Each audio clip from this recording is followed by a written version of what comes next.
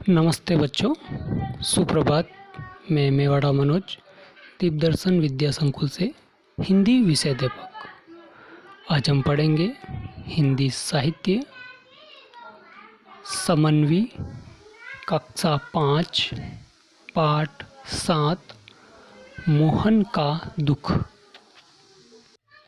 जैसा कि हमारे पाठ का नाम है, हमारे अध्याय का नाम है मोहन का दुख। यह एक कहानी है और इस कहानी के माध्यम से लेखक हमें हमारे समाज के अंदर व्याप्त कुरीतियाँ जैसे छुआछूत, इस कुरीति को इस कहानी के माध्यम से स्पष्ट किया है और इन कुरीतियों को हमें दूर करना चाहिए। इस कहानी में लेखक मोहन और मोहन का एक मित्र है जिसका नाम उका है और मोहन की बा है। ये मुख्य रूप से 3 पात्र हैं और इन पात्रों के माध्यम से जो समाज में कुरीति है, छुआछूत की, उसको उजागर किया है और उसे हमें किस प्रकार से दूर करना चाहिए वो भी इस कहानी के माध्यम से स्पष्ट किया है।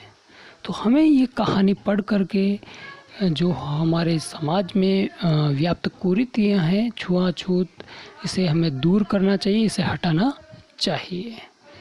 वर्तमान समय में देखा जाए तो वैसे आज के समय में इतना भेदभाव नहीं रहा है, लेकिन कहीं कहीं पिछड़े गांवों के अंदर ये कुरीति देखने को मिलती है। तो हमें इस छुआछूत वाली कुरीति, भेदभाव वाली समस्याओं को हमें दूर करना चाहिए। तो लेखक हमें इस कहानी के माध्यम से ये समझाना चाहता है। तो अब हम चलेंगे हमारी कहानी की ओर। इस कहानी की ओर बढ़ने से पहले हम इसके सारांश को देख लेते हैं, इसके मूल भाव को देख लेते हैं। तो स्वतंत्रता से पहले भारतीय समाज में छुआछूत बड़े पैमाने पर फैला हुआ था। यानी कि जब हमारा देश गुलाम था, हमारा देश परतंत्र था, जब हमारे देश के अंदर ब्रिटिश शासन था, उस समय हमारे समाज के अंदर जो छुआछूत, एक सामाजिक असमानता है, ये बड़े पैमाने पर फैली हुई थी। समाज की इस असमानता को रोकने के लिए कई लोगों ने सराहनीय प्रयास किया है और इस समस्या को, इस असमानता को दूर करने के लिए कई लोगों ने प्रयास किए हैं, जैसे राजा राम मोहन राय, स्वामी विवेकानंद, स्वामी दयानंद सरस्वती। ऐसे कई विद्वान हुए हैं जिन्होंने इन असामाजिक कुरीतियों को, असमानता को दूर करने के महत्वपूर्ण प्रयास किए और काफ़ी हद तक सफलता भी हासिल की। इन्हीं में एक थे हमारे राष्ट्रीय पिता, हमारे राष्ट्रपिता महात्मा गांधी, जिनके बचपन का नाम मोहन था। अब देखिए, ये जो असमानता है हमारे समाज के अंदर, इस असमानता को दूर करने के लिए कई लोगों ने, कई विद्वानों ने प्रयास किया और उनमें से एक महान व्यक्ति थे जिन्हें हम राष्ट्रपिता के नाम से जानते हैं और वो हैं हमारे महात्मा गांधी, जिनका नाम जो है वो, बचपन का नाम जो है वो मोहन था। और इन्हीं मोहनदास करमचंद गांधी जी को लेकर के ये कहानी हमारे लेखक ने हमारे सामने प्रस्तुत की है। तो अब हम हमारी कहानी की ओर चलेंगे और समझेंगे कि हमारा लेखक इस कहानी के माध्यम से किस प्रकार से हमें प्रोत्साहित किया है, असमानता को दूर करने का जो तरीका बताया है वो इस कहानी के माध्यम से हमें किस प्रकार प्रोत्साहित किया है, वो अब हम हमारी कहानी को पढ़ करके समझेंगे। पात्र मोहन और मोहन की बा और मोहन का मित्र उका, ये मुख्य 3 पात्र हैं इस कहानी के।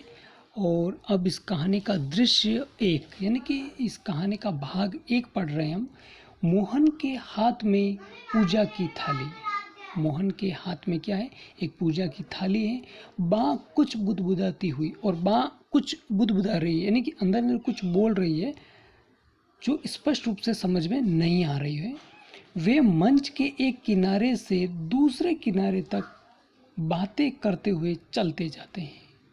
अब देखिए, जो मंच है उस मंच के एक किनारे से दूसरे किनारे की ओर वो टहल रहे हैं, चल रहे हैं। मोहन, बा मंदिर में कौन सी अद्भुत शक्ति है जो तुम्हें बुला लेती है। अब मोहन अपनी बा को बोल रहा है कि इस मंदिर के अंदर ऐसी कौन सी अद्भुत शक्ति है जो आपको इस मंदिर की ओर खींच लेती है, यहाँ पर बुला लेती है। कौन कह रहा है? मोहन कह रहा है अपनी बा को। क्या मिलता है हर रोज यहाँ आकर के। अब देखिए, मोहन कह रहा है अपनी बा को कि ऐसी कौन सी अद्भुत शक्ति है जो आपको खींच करके इस मंदिर की ओर ले आती है, और यहाँ पर आकर के आपको क्या मिलता है। अब बा जवाब दे रही मोहन को, मिलने की बात करते हो तो सुनो, मिलता है भगवान का साक्षात दर्शन। अब देखिए, बा कह रही है कि मिलने की अगर आप बात कर रहे हो तो सुन लीजिए कि मुझे यहाँ पर भगवान के साक्षात दर्शन हो जाते हैं, जिससे मन पूरी तरह पवित्र हो जाता है। और मन जो है वो पूरी तरह कैसा हो जाता है? एकदम पवित्र हो जाता है, एकदम शुद्ध हो जाता है, और हृदय में शांति मिलती है। और हृदय के अंदर क्या है? एक शांति मिल जाती है। तुम भी अंदर चलकर देखो, एक अनोखी आत्मिक शांति मिलेगी। बा मोहन को कह रहे कि आप भी अंदर आइए और देखिए, आपको भी एक आत्मिक शांति मिलेगी। ठोकर लगकर मोहन गिरते गिरते संभलता है, और जब मोहन आगे बढ़ता है तो उसे ठोकर लग जाती है, लेकिन वो गिरता नहीं है, संभल जाता है। अब बा कह रही है, ध्यान से जरा देख कर चल मोहन। अब बा कह रही है कि जरा ध्यान से देख के चलो, कहीं गिर नहीं जाओ। अभी पूजा की थाली गिर जाती तो क्या होता, मैं पूजा कैसे करती, कितना अपशुकन होता। अब बा कह रही है कि अब आप गिर जाते तो पूजा की थाली गिर जाती, और थाली गिर जाती तो मैं पूजा कैसे करती, और ये क्या है, एक बहुत बड़ा अपशुकन होता है।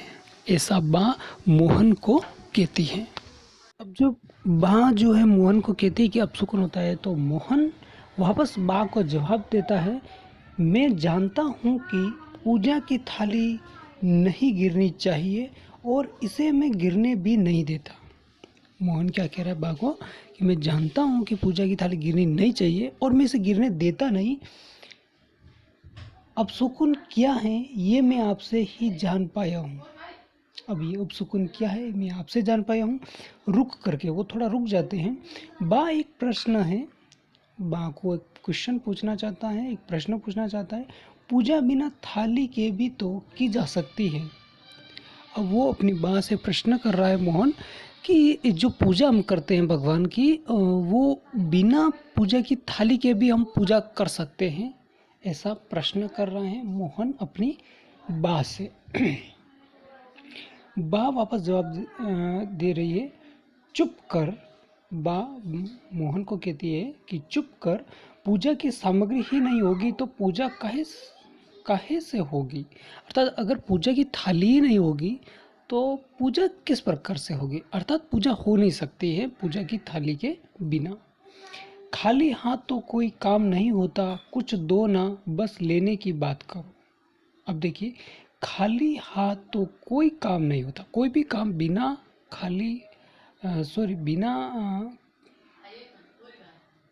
कोई भी काम खाली हाथ नहीं हो सकता। अर्थात कोई भी अगर काम करना है तो हमें वो वस्तु होनी चाहिए। जैसे हम पूजा करें तो पूजा के लिए हमें थाली होना बहुत ही जरूरी है। वहाँ जो मोहन को एक तर्क के रूप में कह रही है कि